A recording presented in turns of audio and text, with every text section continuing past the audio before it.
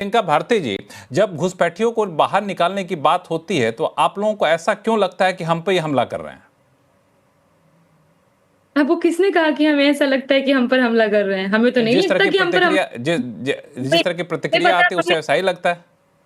नहीं, हमें हमें लगता है कि ये अपने ही महामंत्री, प्रदेश महामंत्री जो भीखूभाई दलसानिया गुजराती उन पर हमला कर रहे हैं, जब ये घुसपैठिया की बात करते हैं क्योंकि वही गुजरात से आके बिहार के वोटर बने हैं क्योंकि लोकसभा में अमित शाह जी को वोट दिए और अब बिहार में आकर के पता नहीं किसको-किसको वोट करेंगे। अगले साल चुनाव है बंगाल, फिर वहां जाकर के वोटर बनेंगे, फिर उत्तर प्रदेश में वोटर बनेंगे, फिर तमिलनाडु में वोटर बनेंगे। हाँ, ऐसे घुसपैठिए हैं। पर एक सवाल तो हम भी पूछना चाहेंगे कि घुसपैठिए अगर घुसे हुए थे, तो प्रधानमंत्री जी को तो घुसपैठियों ने चुना, तब तो ये घुसपैठियों के प्रधानमंत्री हैं, देश के प्रधानमंत्री नहीं है गिरी जी। दूसरा सवाल जो अहम है, आपने इनसे पूछा आंकड़ा कि कितने घुसपैठियों को हर साल निकाला, ये नहीं बता पाए। मैं एमएचए का आंकड़ा आपको दे रही हूँ 2023-2024 का 2331 घुसपैठियों को इन्होंने निकाला है, जो कि तुलनात्मक आप स्टडी कर लीजिएगा हमारे यूपीए के समय से तो काफी कम है। 20,000 25,000 का आंकड़ा तब हुआ करता था, वो घट गया है। पर इंपॉर्टेंट बात है कि घुसपैठियों पर बिहार की राजनीति नहीं जाने वाली है। बिहार की राजनीति दवाई, कमाई, पढ़ाई, लिखाई, सिंचाई, कार्रवाई, सामाजिक न्याय इसी पर घूमेगी क्योंकि यही समय की मांग है। और पूर्णिया का बात कीजिए आप, 40,000 करोड़ का बात कर रहे थे पूर्णिया एयरपोर्ट का। बताइए तो हमको गिरी जी, चालू हो गया कि एयरपोर्ट? क्योंकि जो एयरपोर्ट 2015 में जिसका सपना मोदी जी दिखाए थे, वो एयरपोर्ट अब जाके बना, लेकिन उसमें भी जो टर्मिनल बनाए गए हैं वो टर्मिनल अस्थायी हैं, वो स्थायी नहीं है। और दूसरी बात कि कोई भी व्यक्ति हवाई जहाज कब लेगा?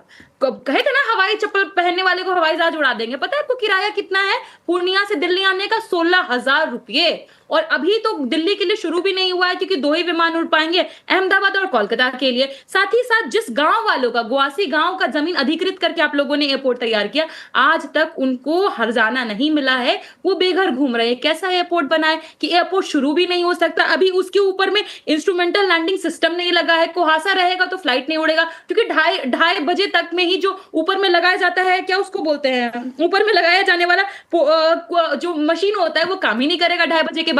तब तो फिर विंटर्स में तो चलेगा ही नहीं। नवंबर, दिसंबर, जनवरी, फरवरी गए। कौन सा एयरपोर्ट था? जुमला एयरपोर्ट। लेकिन अब एक और बात, धनंजय गिरी जी, एक और एक मिनट, अब पूरा एक घंटे का शो है। प्रियंका जी आपके पास कई बार आऊंगा मैं, छोटे छोटे जवाब रखेंगे तो सब लोगों की बातें आ जाएंगी। हाँ धनंजय गिरी साहब संक्षिप्त में रखिएगा। एक मुद्दा मैं ही उठा दूं, चूंकि प्रियंका जी ने दो तीन चीजें कही। प्रियंका जी ने एक बात जो कही उसका जवाब दे देंगे तो ज्यादा बेहतर रहेगा कि आज घुसपैठिए का मुद्दा है, लेकिन इससे पहले लोकसभा चुनाव हुआ था तो वहां भी कई सारे लोगों ने वोट दिया था, तो हो सकता है घुसपैठिए ने वोट दिया हो। तो क्या ये घुसपैठिए के प्रधानमंत्री, ये प्रियंका भारती जी का आरोप है?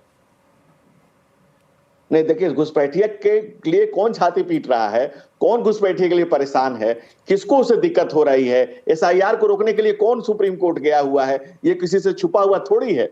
और दूसरी बात, अगर कह रहे हैं कि 16,000 टिकट है, भाई हर आदमी जानता है कि डायनेमिक्स होता है, एक कोई फिक्स प्राइस हवाई जहाज की होती नहीं है, ये तो कॉमन मैन की जानकारी है। और दूसरी बात, सामाजिक न्याय के नाम पर पारिवारिक आय बढ़ाने वाली पार्टी जो ना लालू के घर पे खर ना रहले, वो कैसे खरबपति भय गई ले, ये पूरा बिहार जानना चाहता है कि जिस लालू के घर पे खर नहीं था, खरबपति कैसे हो गए। और आज हवाई जहाज की बात कर रही है बहना, जब सड़क नहीं थी बिहार में, जब लोग महिलाएं गहना पहनकर निकलती थी, गर्दन का छील दिया जाता था। और सामाजिक न्याय की बात कर रही है, जो जिस बीबी विश्वास और चंपा विश्वास का सालों साल अपनी बात रख लीजिए, अखबार दिखाने की जरूरत नहीं है, आपकी बातों पर भरोसा है लोगों को। छुपने की जरूरत नहीं है, छुपने की जरूरत नहीं है, सामने खड़ा होकर बैठ के बात करिए। किसी चीज के वोट लेने की जरूरत नहीं है। हम महिलाओं का बहुत सम्मान करते हैं, हम कोई कांग्रेस के तंदूर कांड करने वाले लोग थोड़ी हैं। हम तो यत्र नारी पूजते रमन्ते तत्र देवता के लोग हैं।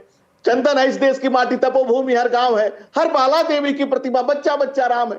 हमारे लिए कोई महिला को छुपने की जरूरत थोड़ी, शिल्पी हत्याकांड थोड़ी हो जाएगा, या कोई चंपा विश्वास का कांड थोड़ी हो जाएगा, या चंपा विश्वास का कांड थोड़ी हो जाएगा। वो दलित महिला ही थी जिनको धनंजय मुद्दे पाइए, बहस को भटक जाएगा। लक्ष्मण जी, मैं वही बात कर रहा हूं, सामाजिक न्याय का नारा और पारिवारिक आय का जुगाड़, ये बिहार देख चुका है बारंबार। दूसरी बात आप करें, जिनके समय में सड़कें नहीं थी, खड्डों में सड़क खोज के लोग जाते थे। आप पटना से पूर्णिया एक दिन में जा ही नहीं सकते थे, आज 3 घंटे 4 घंटे में चले जाते हैं। हमारी बहना भी मुस्कुरा रही है क्योंकि बिहार के विकास से आके चौंधिया गई है। आरजेडी की लोगों की देख देख करके। अभी राहुल जी गए थे, सड़कों पर क्या फर्राटे से मोटरसाइकिल घूमे, क्या गाड़ी घूमे, मोटरसाइकिल की पता नहीं चोरी हो गई कि चोरी की मोटरसाइकिल थी, वो सब अलग विषय है। लेकिन बिहार में कांग्रेसी कार्यकर्ता कहे बात ये रोते रोते तो हमारे कंधे छिल गए लालू प्रसाद की पालकी ढोते और उस पालकी को एयरपोर्ट पे जवाब मिला। बीच मत बोले, अपनी बात पूरी रखने दीजिए। नीरज मिश्रा जी, ये जो मुद्दा है घुसपैठिए का मुद्दा, ये तो पूरे देश का मुद्दा है। आप तो राष्ट्रीय पार्टी भी हैं, तो ये तो मुझे लगता है कि इस मुद्दे पर समर्थन करना चाहिए कि हाँ जी घुसपैठिए को निकालिए, हम भी आपके साथ हैं। इस पे तो राजनीति होनी नहीं चाहिए। जी लक्ष्मण जी, बात तो बिल्कुल ठीक है। हमारी आरजेडी की प्रवक्ता ने आपको 2023-24 का आंकड़ा तो दे दिया। मैं आपको 2009 से आंकड़े दे देता हूं कि हमारे समय पर क्या होता था। तो 2009 में 10,602 बांग्लादेशी घुसपैठियों को डिपोर्ट किया गया। 2010 में 6,290 बांग्लादेशियों को डिपोर्ट किया गया। 2011 में 6,761 घुसपैठियों को किया गया। और यही जो आंकड़ा हमारी बहन ने दिया था कि 2023 में 2,331 घुसपैठियों को बाहर किया गया। तो ये तो आप देख ही सकते हैं कि सीरियसनेस इस इशू की कौन समझता है, वो तो आंकड़े इसकी बानगी दे रहे हैं। लेकिन मुझे तो एक बात पर हंसी आ रही थी कि धनंजय भाई हम लोगों को कहाँ 1992 में ले गए। तो मैं तो एक काम करता हूँ, मैं 1936 में ले जाता हूँ, जहां पर पहली बार रीऑर्गेनाइजेशन के नाम पर उड़ीसा और बिहार प्रोविंस को अलग किया गया।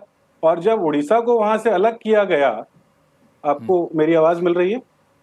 हाँ बिल्कुल, आपके इसमें ऑडियो में कोई दिक्कत आ रही है, तकनीकी दिक्कतें आ रही हैं। मैं आपके पास वापस से आऊँगा जैसे ही दिक्कत ठीक हो जाएगी। इस बीच में अनुप्रिया यादव जी के पास जाता हूँ, जदयू की प्रवक्ता है। अनुप्रिया जी, ये घुसपैठिए के मुद्दे पे आप भी कटघरे में हैं, क्योंकि आपकी भी सरकार वहाँ पर है।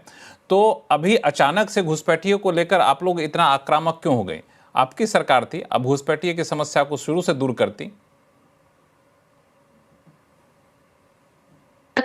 बिहार में इलेक्शन कमीशन ने अपने SIR के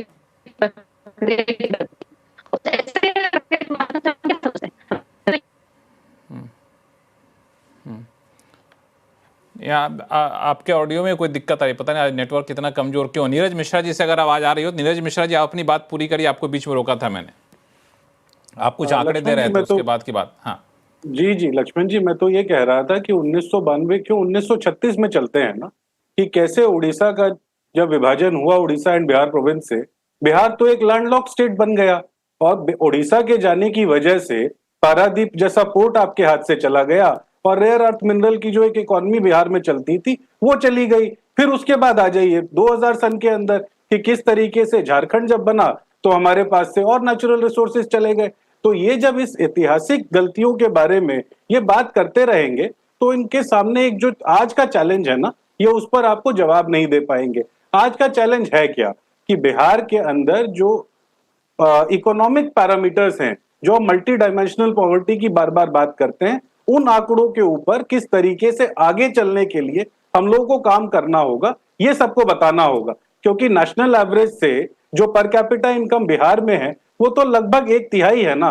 तो आप 14% का ग्रोथ रेट बताएं सिर्फ वेटेज को इक्वेट करके, तो उसका कोई फायदा नहीं होगा। बिहार की जनता तो ये देख ही रही है। और धनंजय जी क्या कह रहे थे कि उस सड़क पर जिस पर वो यात्रा निकली वो सड़क इनकी बनाई हुई है। अरे तो सरकार में 11 साल से बैठे हैं, अगर सड़क बना भी दी तो कौन सा एहसान किया? तो सड़क बनाना तो आपका काम था और वही काम करते हुए आपने अपने दोस्त को वो काम दे दिया होगा, उसमें फिर आपको कमीशन खोरी हो गई होगी। तो इन सारी बातों में ना पड़कर लक्ष्मण जी, हमारा तो ये कहना है बिहार के सामने एक बड़ा चैलेंज है कि कैसे ये जो पिछले 20 साल के अंदर जो भाजपा और जेडीयू की जो जुगलबंदी रही, जो गुंडा राज रहा है, उससे बिहार ने अपने 2 दशकों को खो दिया है और जिसकी वजह से एक पूरी जनरेशन आज पलायन के लिए मजबूर हो रही है। हमें एक इकोनॉमिक मॉडल, एक राजनीतिक मॉडल ऐसा बनाना होगा जिसके बारे में राहुल जी और तेजस्वी जी पूरी यात्रा के दौरान कह रहे थे कि हम कैसे अपनी GSDP को बढ़ाएं, कैसे हम अपने इंटरनल जो हमारे मॉडल्स हैं उनको क्रिएट करके जनता के सामने रखें, ताकि जो लोग अपने स्किल्स के साथ इस प्रदेश से बाहर चले गए हैं उनको वापस लाने का एक रास्ता रखा जाए।